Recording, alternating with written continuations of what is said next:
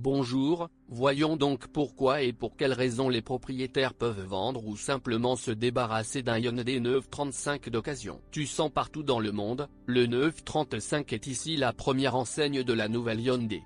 Ce qui n'est plus une honte coréenne, mais un miracle coréen, un intérieur de style européen, un équipement riche, un design intéressant. Si les précédents Tucson portaient l'empreinte du bas prix et des imperfections techniques, il devenait alors impossible d'adresser ses plaintes au 935. Comme c'est bon marché s'il y avait, même alors, un canapé arrière chauffant, une caméra de recul, d'abord dans le rétroviseur intérieur, un assistant de stationnement et un moteur diesel décent, qui n'est pas pire que celui de Volkswagen. L'intérieur est bon en termes d'agencement et de commodité, mais les matériaux de finition ne peuvent pas être qualifiés de haute qualité.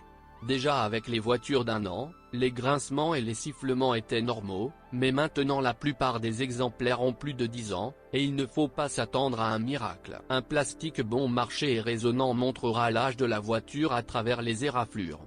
Comment seront-ils révélés par la tresse du volant et la sellerie des sièges, le pommeau en cuir du sélecteur de transmission automatique, les marquages des boutons usés jusqu'à devenir illisibles. À sa manière, un moteur légendaire de 2 litres, G4K DG4NA, qui n'atteint souvent pas 100 000 km en raison d'éraflures dans les cylindres et du capital qui en résulte. Il existe de nombreuses hypothèses sur Internet quant aux raisons pour lesquelles cela se produit.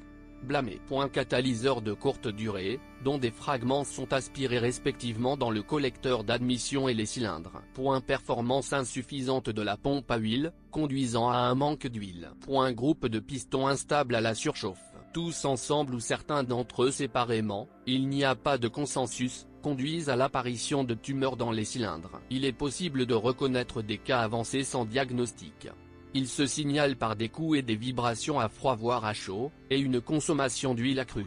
Les cas moins avancés ne sont visibles qu'avec un endoscope, même la mesure de la compression n'est pas indicative. Malheureusement, il n'existe pas d'alternative à un moteur essence de 2 litres, le 935 était vendu avec un moteur diesel du même volume, mais pas en nombre suffisant.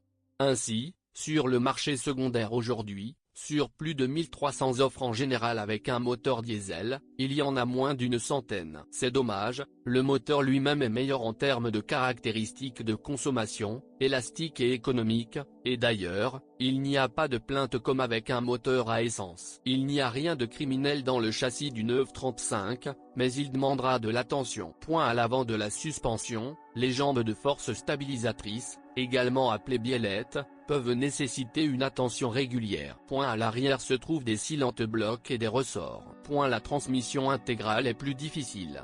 Vous devez garder un œil sur les connexions cannelées et les lubrifier régulièrement, sinon vous finirez par devoir être réparé par un centre de service spécialisé. Dans le cas de l'embrayage, il ne faut pas manquer le temps de changer l'huile, tous les 100 000 km, mais ce n'est pas une garantie à 100%. Mais vous pouvez également reconstruire, roulement, embrayage, également pas bon marché, mais au moins la moitié du prix de remplacement. Cela vaut vraiment la peine de jeter un coup d'œil dans sa direction si vous recherchez un crossover allant jusqu'à 1 million. Il dispose d'un coffre et d'un équipement décent. L'intérieur est spacieux pour une famille typique avec 2 enfants. Il y a des nuances, et sans elles ce serait impossible, après tout, nous parlons d'une voiture assez ancienne. Il suffit de les garder à l'esprit, de savoir où chercher et de les vérifier minutieusement.